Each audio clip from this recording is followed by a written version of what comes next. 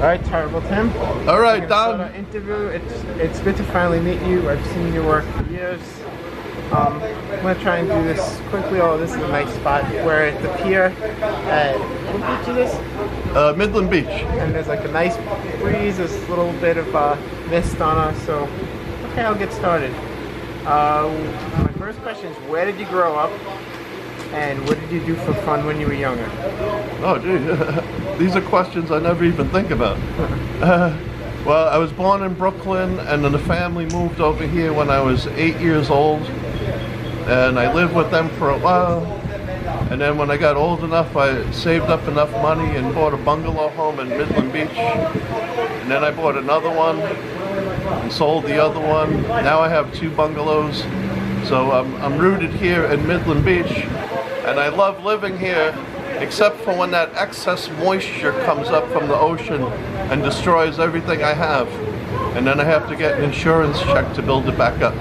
Yeah, that wasn't a question on my list, but what happened with Superstorm Sandy? Was that a difficulty for you? Oh yeah, I mean it was difficult. Even if you have insurance, it's difficulty. It really sucks being upended, and I had to live in an apartment somewhere else in a basement for a couple of months. And will it happen again? Yeah, absolutely. Sandy was an engineered event. It's physically impossible for 2 storm systems, one coming up the coast and one going this way, and then they converge with each other. And not only that, but they let the people know, like more than a week ahead of time, that it's going to hit New York. How could they know that unless it was a planned script weather warfare, weather modification event? You know, some people in New York Beach, and they said the water came up in the span of like 15 minutes. It was like 6 feet of water. So. Yeah, when I got when I saw it on the news, I seen these 2 gigantic weather systems that were looked like a chainsaw coming at New York. So I hightailed it out of here and went somewhere else. And when I came back, I didn't like what I saw. I didn't like walking into my kitchen and seeing that the kitchen table was lifted up and sitting on my chair, and everything was turned to ruin. Yeah, and you had to throw out practically everything you own, including the walls. Yeah, we came down here to help, and we were helping people just carry out bags of plasterboard and basically everything they had. Yeah. It was very sad. A terrible inconvenience, let's say. Okay, Terrible Tim, what schools did you go to? What are some memories from school that stand out? PS 11, Egbert Junior High School, Newdorp High School, and then I dropped out of Staten Community College after about a year and a half. That was the one that was at Sunnyside at the time? Yes, in the Sunnyside campus. And schools are indoctrination centers. Nobody wants to be there. They'd rather be outside playing, right? And some of the students will act out by trying to bully the other students. When I was, you have to fight in order for people to leave you alone. When I was in PS 11, I had a fight with a kid and I gave him a bloody nose. When I was in junior high school, I had a fight with another guy. He gave me a black eye. So he technically won the fight, but as long as you're willing to be violent, then they'll leave you alone. They never bothered me again. So in some cases, violence is the only answer. You can't negotiate with people and say, please stop bothering me. That doesn't work that way. Okay, and what did you want to do when you grew up? I had no ambitions whatsoever about what I wanted to do. So I fell into security work. I did jobs where you sit in a box writing down license plates. Then after a while I progressed to a hospital security guard job at Lutheran Medical Center in Brooklyn. And at least that was enough money so that I could save up to buy a bungalow home. Because when my mother and father said they were moving to New Jersey, I started getting as much overtime as I could so that I could afford the down payment on the bungalow. In Did you used to hang out on the abandoned South Beach train line right of way? No.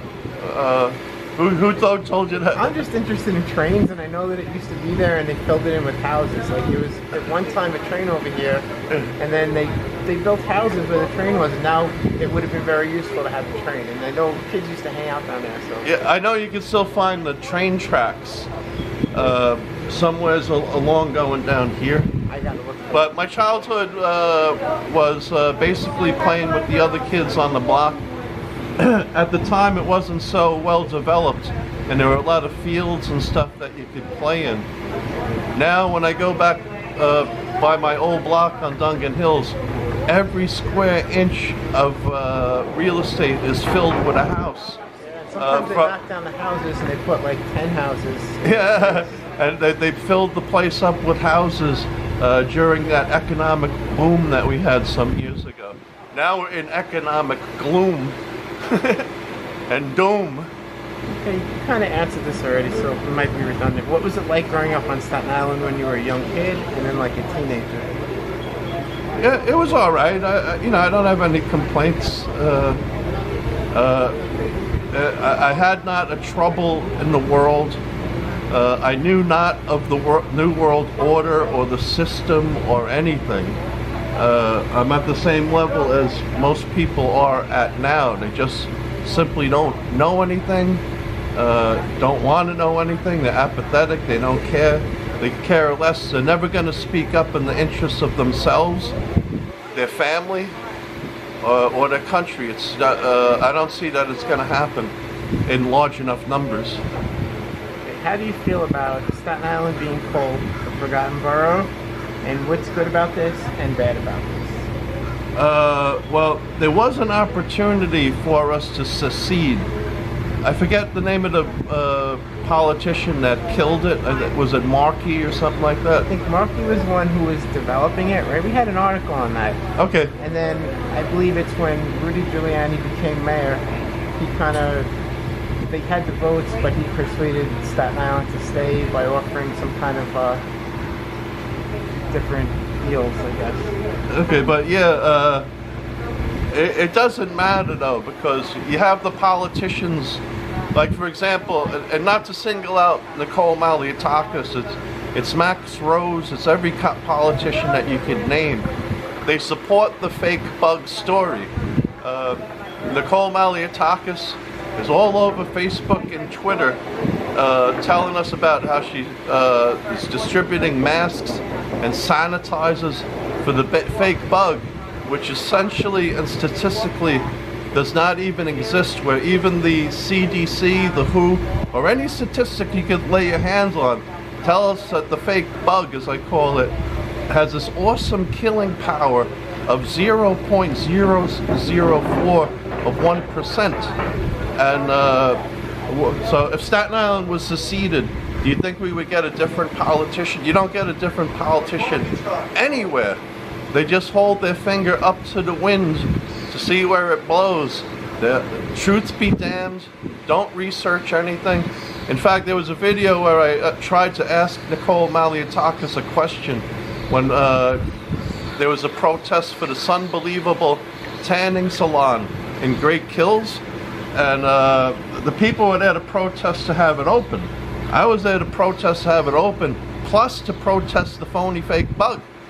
I tried to ask Nicole Malliotakis about the absurdly, insanely low body count on the fake bug. She heard me, she don't want to hear me, she walks away from me, and she had a bodyguard literally pushing me away from her so I can't ask her a question.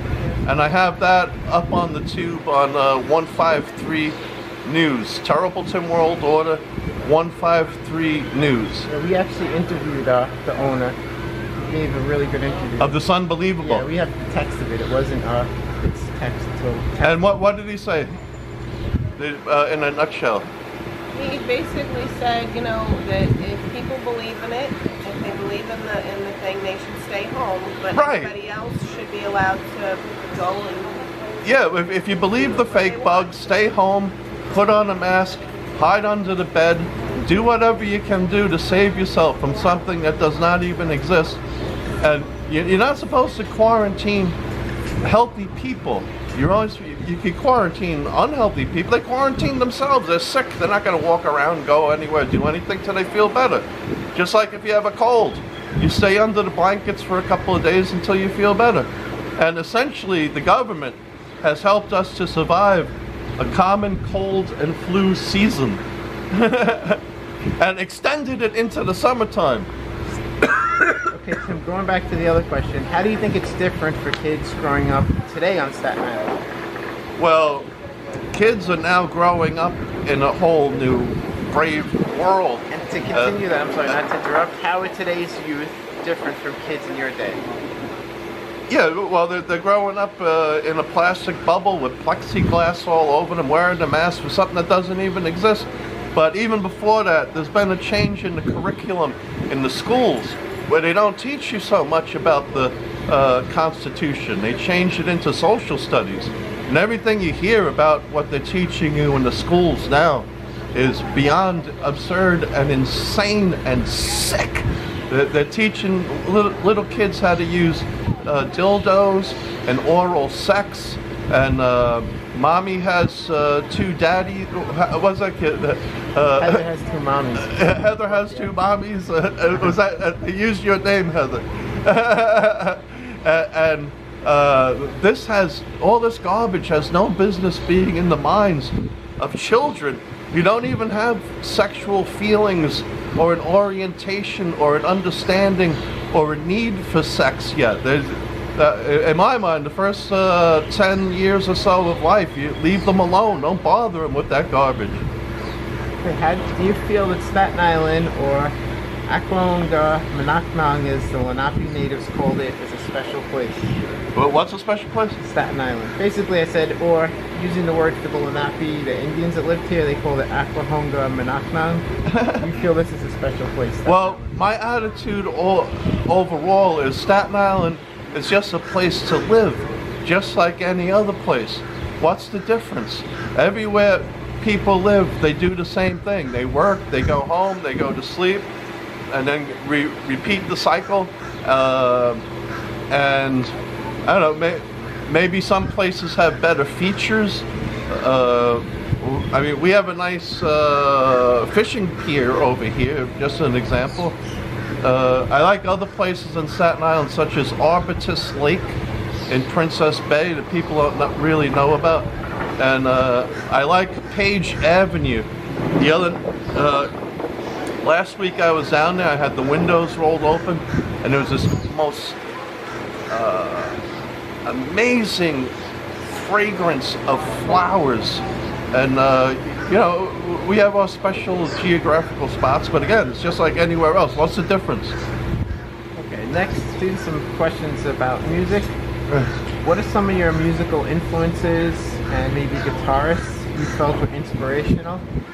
Well, I grew up, you know, the first band I really liked, my parents brought home these Beatles albums, the Red Album and the Blue Album, and everyone on my block was trying to learn how to play Stairway to Heaven on the guitar, and I liked all the English invasion bands, Led Zeppelin, Rolling Stones, and I liked the punk rock that came out too, Sex Pistols, Ramones, and now, you know, there's a difference between what I enjoy and what I sound like. Because when I pick up the guitar, I'm Terrible Tim. I'm not even trying to be like any of those people. I'm just doing Terrible Tim. Okay, so my question was, what styles of guitar playing do you draw on? It's more like you've developed your own style. Yeah, well, I started out like a lot of people. You go to Lane Music Center or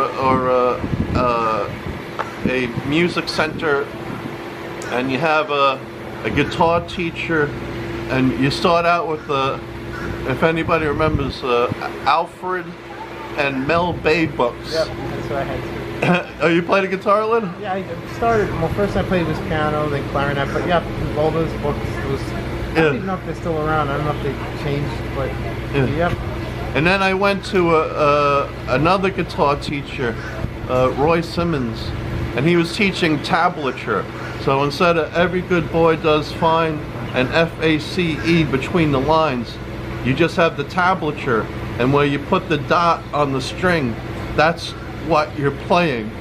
And then after, he gave me probably the best advice I ever had.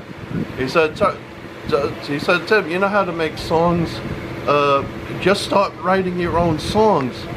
And I abandoned tablature, and all I had to do was just write the chords at the top of the page that I'm going to play, then write the lyrics. I intuitively know what the melody of those lyrics are in my head, so I never ever have to have tablature or traditional notes or whatever. And if I wanted to, I could put that music through an app and it'll pump out what the music looks like on paper anyway. What are some bands you've seen on Staten Island and also in New York City?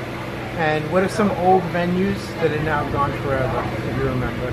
I like this band called Vent, V-E-N-T, and then they changed their name to Ring and Run, but they came and went.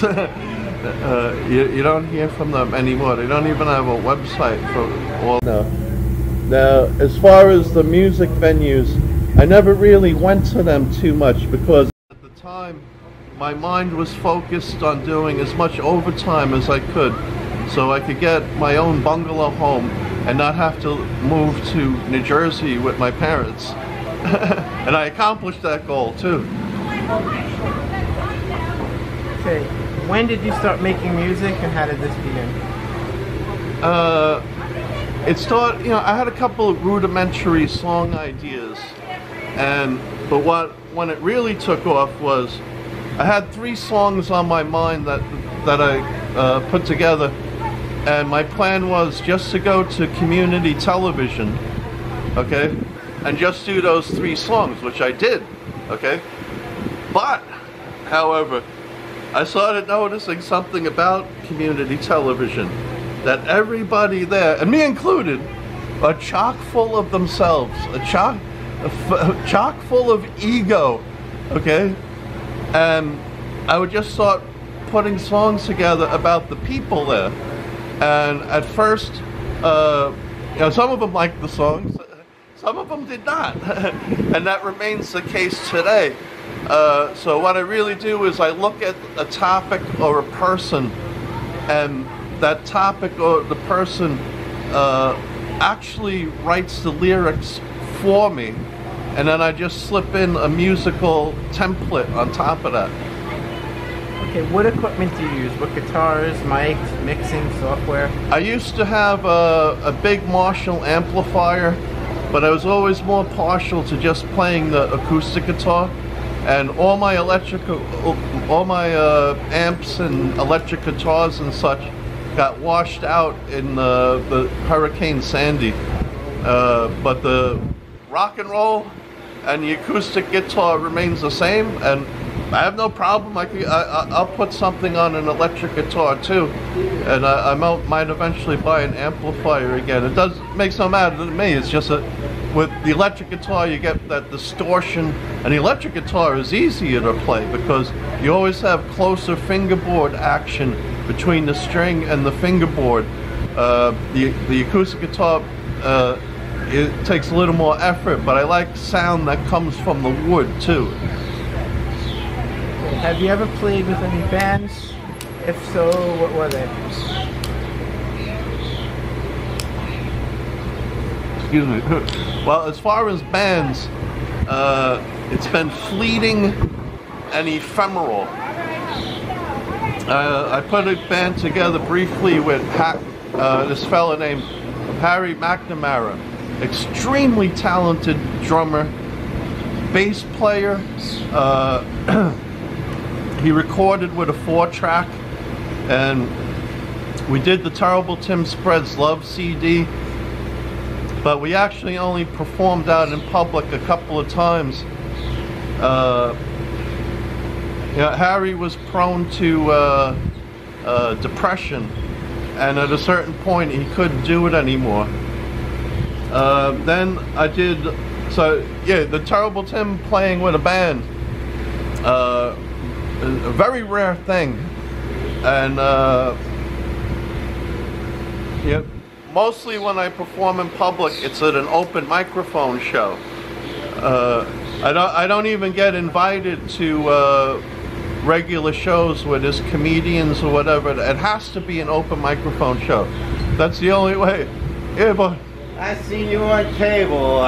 Hey, tell it to the Terrible Tim audience. Wait. We got to get this over here. Yeah, we got a Terrible Tim fan here. Tell him about Terrible Tim culture. I love Terrible Tim. I used to watch him on cable. I used to watch a lot of the old cable, industrial television. Sometimes they put you on the end of that, you know? Yeah. So what have you been doing? I've just been maintaining and holding it down. They canceled CTV because of the coronavirus. Oh, okay. What are your thoughts about the coronavirus? Well, New York and New Jersey, you're doing it right. You listen to the governor. You wear the mask. I mean, you know, we don't need masks standing around here. Right. But I know Texas, Arizona, Florida, and then what was it? The other night in Queens, everybody was congregating in Queens. If you do everything right, you know, you're all right. I'm 69 years old. Okay. I got diabetes and I got high blood pressure, so I'm in the top category to come down with it. But I stay inside, I keep safe, and when I do go out, like I said, I come up there, I keep my distance from everybody.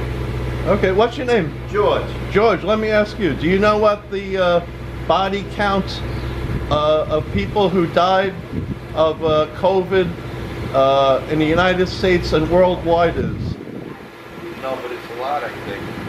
Worldwide, it's less than 0.004 of 1%.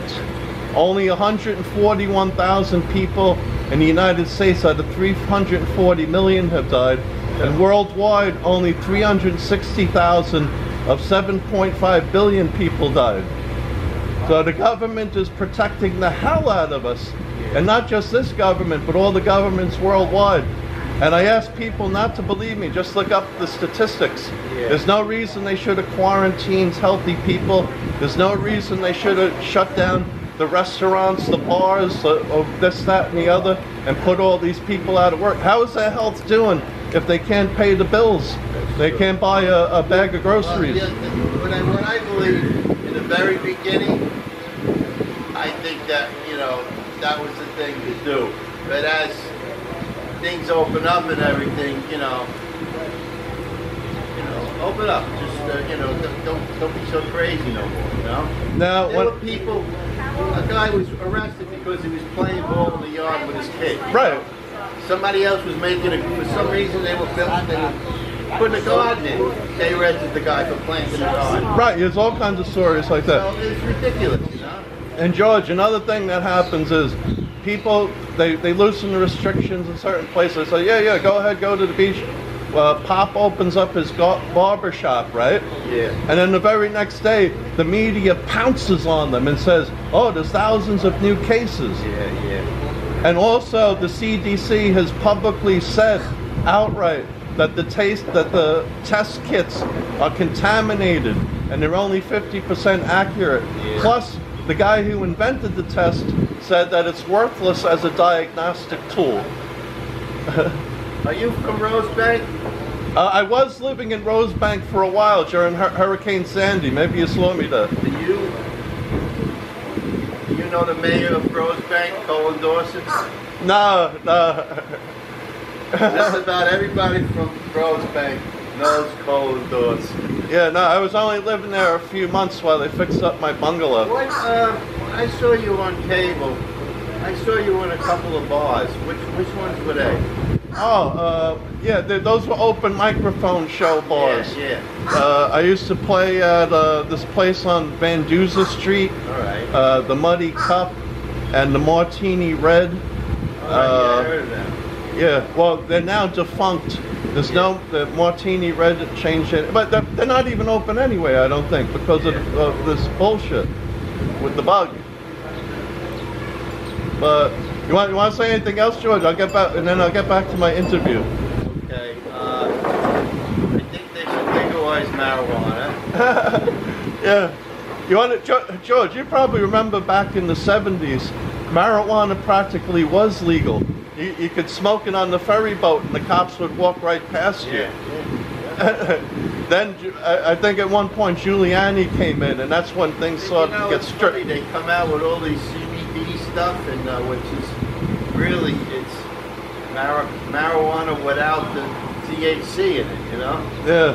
So it's really like years ago, they used to grow hemp for rope and canvas, and the army used to take it.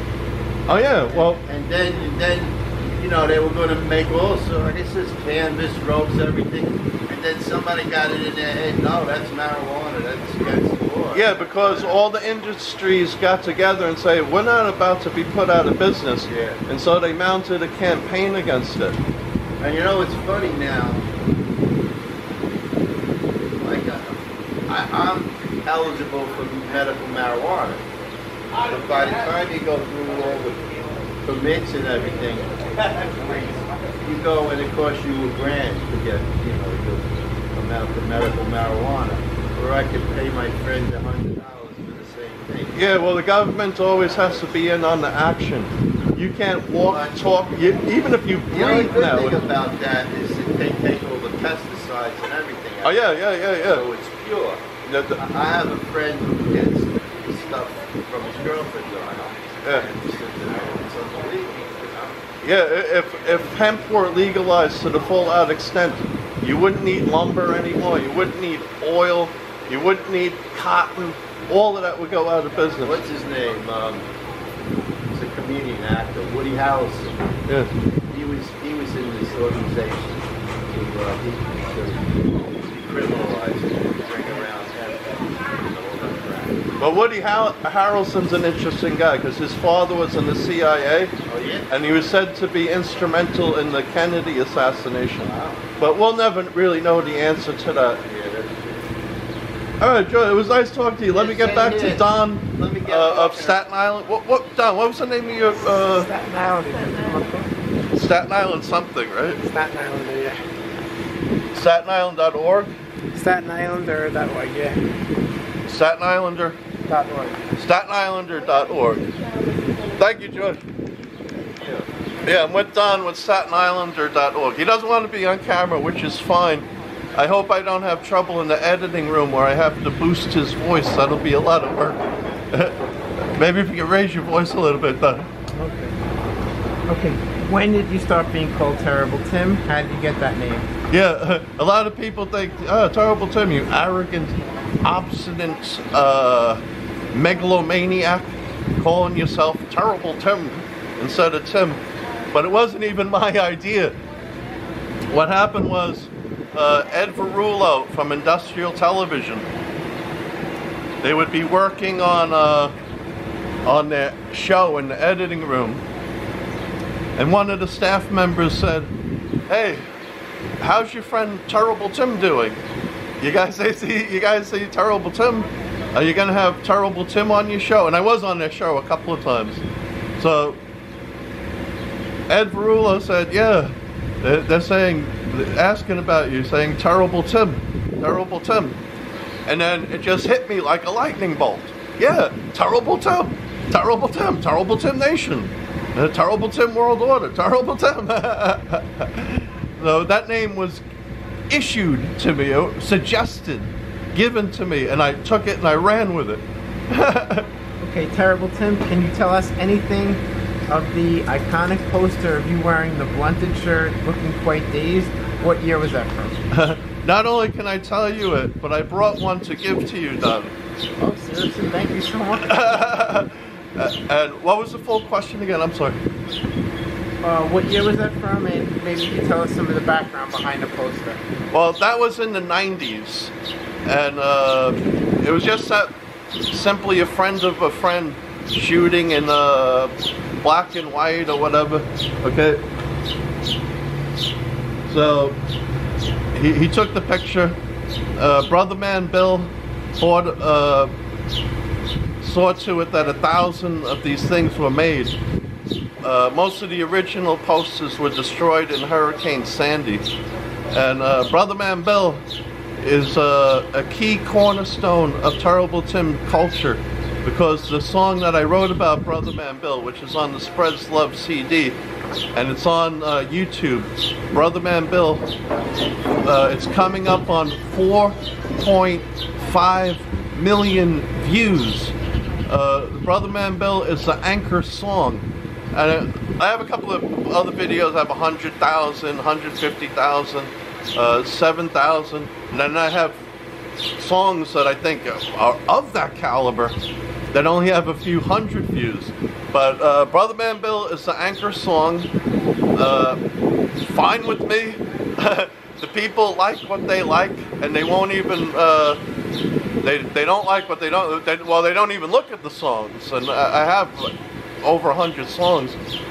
They just go to terribletim.com and they click the Brotherman Bill song every day. And I have people on there that are day counters. They count from the day they first heard it, and every day they go out on there and say something. And those are the people that are going to drive it towards 5 million views. 2020 is the year of the 5 mil bill. It's not a year that's good for much else. In the fall, phase 2 of the fake bug is coming, according to the WHO website, that it was manufactured and prophesied, and you can see it for yourself, back in 2019, where they say phase 2 of the fake bug begins in September 2020, and Bill Gates said that phase 2 of the fake bug, publicly stated begins in October, November, and he owns the WHO.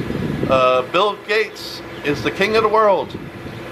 He who has the golden rule is he who has the most gold makes the rules. Okay, Terrible Tim, what albums have you put out? And can you briefly list some of the tracks you've made? I only put out one CD ever, and it was called Terrible Tim Spreads Love. And you could buy the tracks on CD Baby, iTunes. Now, and then everything else is just freely available on the Terrible Tim tube. Now, here's how it works. Terrible Tim actually makes about $100 a month, more or less, for those songs. But here's how it works. Anytime somebody streams one of my songs, I get half a penny, and then somebody else gets the rest of it. So you do the math. If I'm getting half a penny a click, and I'm getting $100 a month, open up. I have to. I was never good at algebra, but I'm sure I could figure out how many clicks I get for the $100. Okay, and you said people can find your music at terribletim.com, and you said CD Baby. And Terrible Tim YouTube. What style of music would you call what you make, and what does that genre mean to you? I would say rock, folk. I can like other genres of music, even rap, as long as there's a hook in there. Terrible Tim is all about the hook. But if there's one genre I favor, I guess it's what you could consider rock and roll or folk. Staten Island was the heart of punk, hip-hop, and later electronic music, and still a vibrant center for creativity, yet it's often overlooked. Your thoughts on this? I don't know that any region or any city or province should receive a large amount of credit, except maybe the English invasion. Those people back in the 70s, but there's research that indicates that it's not what you think it is.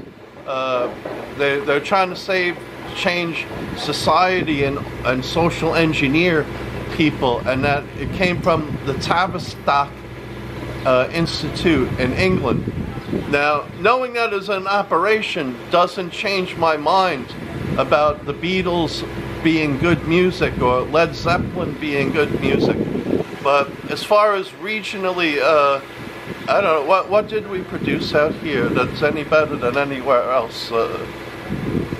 I mean, the Ramones were here a couple of times, right? But it doesn't matter where you are. If you have that spark and you produce something that people enjoy or respond to, it doesn't matter where it came from. That's a good point. Yeah. Okay, Terrible Tim, what venues have you performed at, and what was your favorite stage? And my favorite what? Stage. Stage? Yeah, it's just been locally. Open microphone shows, like the Muddy Cup, the Fall Cup. They call themselves by a name of all kinds of cups, and the Martini Red, which is now defunct. And I played there when they changed the name of the place too. Only probably just before the fake bug hit. I did a few performances there. And once in a while, open microphone shows, because I don't have a band. I'm not popular in the local microphone community. And I think mostly it's because I have a lousy personality. People hate me. But most of all, they don't like me because I speak out in favor of truth and reality and against the phony, fake, foul, false fantasy world. The delusion that they're all in. They don't want somebody they don't want anyone getting on that stage playing a song about 9/11. I'll tell you a quick sidebar here. A couple of years back, I played at this place called, let me make sure this place called the Liberty Tavern, which I call the Tyranny Tavern.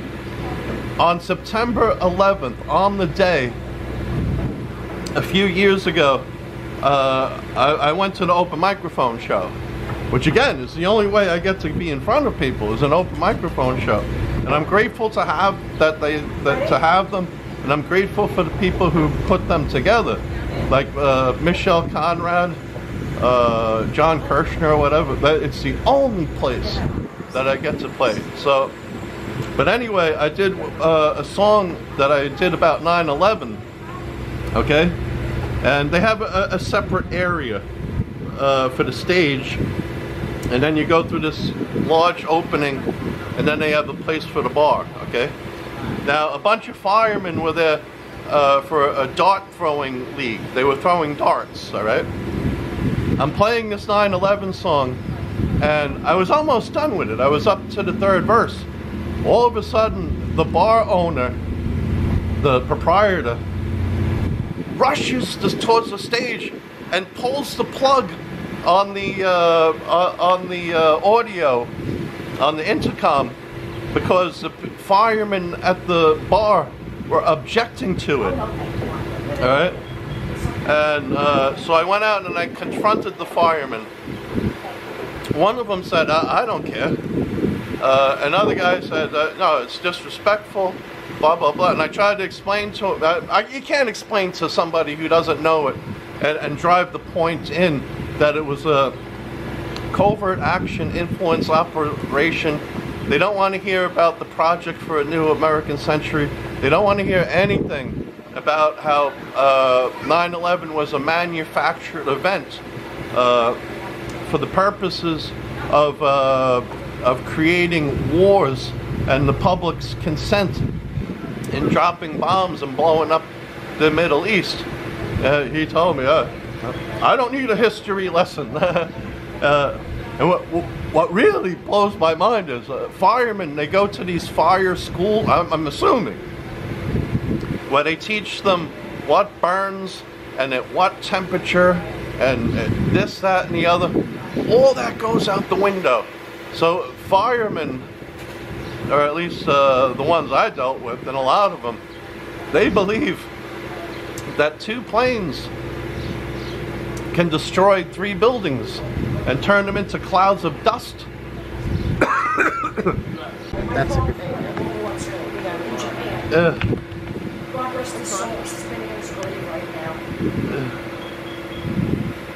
Yeah, people just want to give away all the freedom we fought for. Why? Because the enemy inside the gate owns the media now.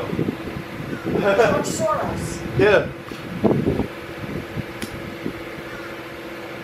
The enemy is inside the gate. People don't even see it. Well, who said the enemy within is what's going to kill us and destroy us? Yeah. The country is practically... Lincoln said it and Lincoln said it. Yeah, the country has practically been taken over and almost flushed down the toilet bowl without a single shot being fired. By Obama. It would start with Obama, sure. It's the one who caused the Great Divide because he had to keep Yeah. black and white. Yeah. When fucking idiots finally realize you're a person and stop changing by color, then things will change. People They don't want it. People don't realize everyone should be united against the government. Look at little children. Right. They see a little kids play with. They don't see color. Yeah. As you grow up, you do because it's taught at home. Yeah. All right, let me get back to this. I'm sorry. All right, I had to get a drink of water. All that terrible Tim wind requires water at times. Okay. Okay, Terrible Tim, what are your most popular tracks? I know Brotherman Bill. What about Nitrous Oxide? Does that get a lot of hits too? That's a surprising anomaly because I always thought that if one of my songs were going to get noticed and was going to get recognized on the tube or wherever, it would be Nitrous Oxide. Nitrous Oxide, yeah, that song really hits the G spot as far as having a hook and music and lyrics, but it never took off like the Brotherman Bill. Okay, what are your personal favorites out of your tracks and why? Brotherman Bill, Nitrous Oxide, Amanda, and I guess most of those songs are even a blur to me. I would have to look at the CD to be reminded of the playlist. And I have songs that are on the tube. I have a total of 4 or 5 songs about the fake bug, but they never break 2,000 views. Because like I said, people like what they like, they don't like what they don't like. They like Brotherman Bill, which is good, okay? But when I'm trying to tell them something in these songs about the fake bug, not so much. But at least the commenters are on my side. You see, I have the people that go to Brotherman Bill, and then I have the hardcore, radical, fundamentalist followers with extremist viewpoints who will gravitate towards anything I put out or anything I ever did put out. And those are the people that are seeing the songs about the fake bug. And I would say maybe 2 or 3 commenters support the fake bug, and they're trying to educate me. They're trying to say, no, this is science, Tim, and the science tells us that there's a fake bug killing everybody. Yeah, their science and their education comes off of CNN, where real doctors don't ever get to be on the television. You know? Terrible Tim, how do you usually go about writing new music? How does a new track begin? Okay, I kind of touched on that earlier. What happens is the subject or the person literally writes the song for me. I look at the person, their character, the things they say, or I look at the fake bug, and I just end up rhyming them up and putting some chords and melody to it, and there you have it. Most of the work is already done for me. All I have to do is put together certain elements about that person and topic, and put it in 3 or 4 chord at a time. Bum, ba, bum, ba, bum, ba, bum. So my next question is, what do you find inspires you to create? You basically said people, current events. Yeah, mostly it's been people, and an event such as 9/11. I have a few songs about them, about 9/11, and the fake bug, as I call it. All right, Terrible Tim, how do you feel as your music and vibe becomes an internet cult classic in 2020? An internet what? Cult classic. Well, it's an underground cult classic with a niched audience, because having 4.5 million views, as much as that sounds, is not a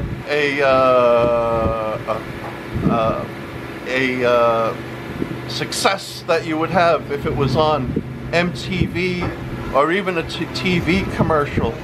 I think really the last way to get really big that's left is if you could get your song on a commercial. But the people who are on TV doing music, they're all people who made the deal. They're all people, and it's not a theory. People put together collages of all these major music people, including the Beatles, you name it, Taylor Swift, Kanye, whatever. They're all like this, making that one-eyed symbol, and that's to designate their allegiance to their controllers, whose allegiance is to what they consider to be Satan. So I'm not in the big club. I have a little bit of a club. It's not giant. Again, 4.5 million is not a big number in terms of YouTube or anywhere else, but it has a potential to grow. And Terrible Tim will be an outlier all the way. I'm never putting my hands over my eye, except, in fact, what's going to happen is trolls are going to take this and say, yeah, Terrible Tim is down with the New World Order. That's the way it works. Okay, the next set of questions are about CTV and the Staten Island art scene. So, how did you first become aware of CTV, and how did you first get involved?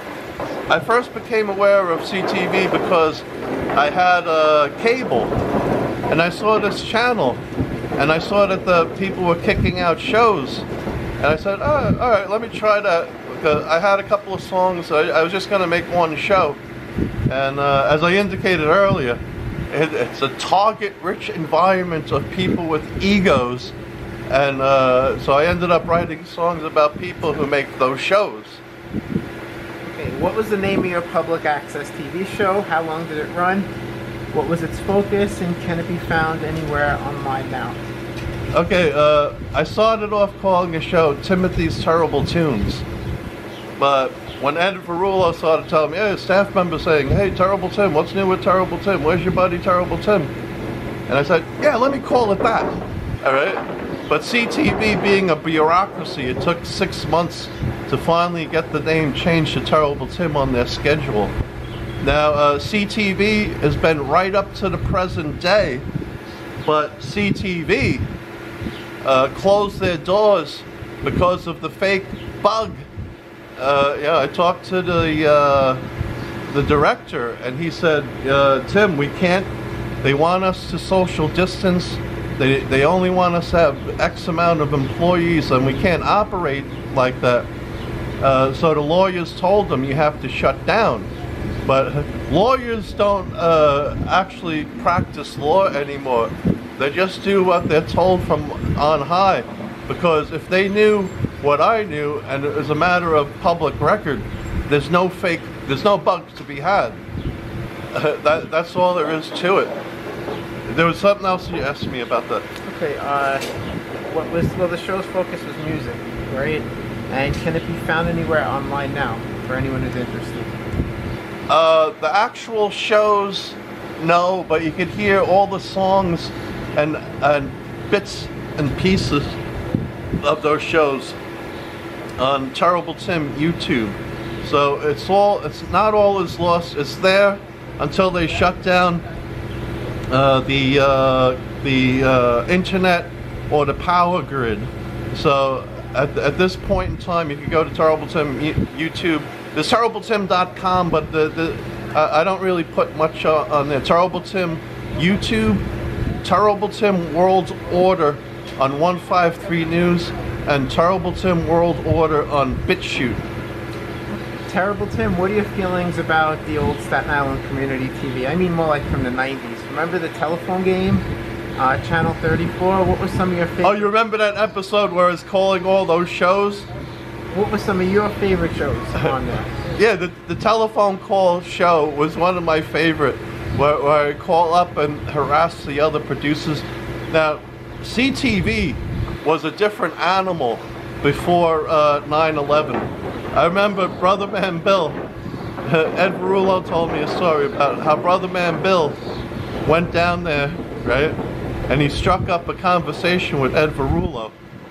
And Ed Varula said, by the way, Ed, what do you do? By the way, Brotherman Bill, what are you doing here today? What are you working on? And he said, I just came here to eat a sandwich. He just wanted to go there, eat a sandwich, and hang out. Today, you couldn't do that. You have to have an ID card, and you have to sign a paper and state your reason why you're there. It was a much freer environment. It was like a college campus where the subject was always stupidity and absurdity. Okay, on that note, do you remember, I talked to you about this on the phone when I called you, the Staten Island, the backyard wrestling? Yeah, I remember that too. Yeah. And why do you think so many Islanders watch CTV more than other channels? Everyone was paying for like 100 channels on cable, yet all of us were watching, you know, channel 34 or whatever it was. Well, we're never going to actually know the statistics. I think you could spend $600 and Nielsen will give you the breakdown. So I never know how many people are watching it, but as I was saying to you off camera, if I walk around and I'm thinking to myself, gee, I wonder how many people are going to recognize me. Recognize. Everybody I knew everybody loved CTV. Yeah. Back in the day, that was pretty much the thing. Yeah. So if I walk around thinking to myself, people are going to say, hey, Terrible Tim. It'll never happen. Does not happen. But if I'm going somewhere doing something, I'm not even thinking about that I'm Terrible Tim and I have the show.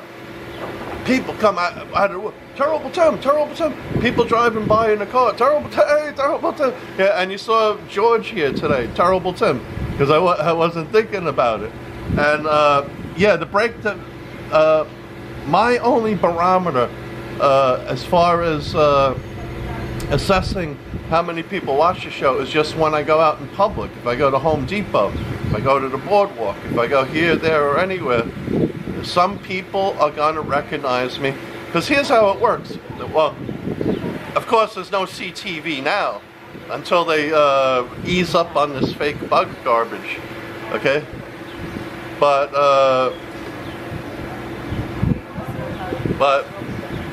yeah, people recognize me, and a lot of people watch the show. We just never know how much. But you and all your friends were watching it. Yeah, and they were watching industrial television.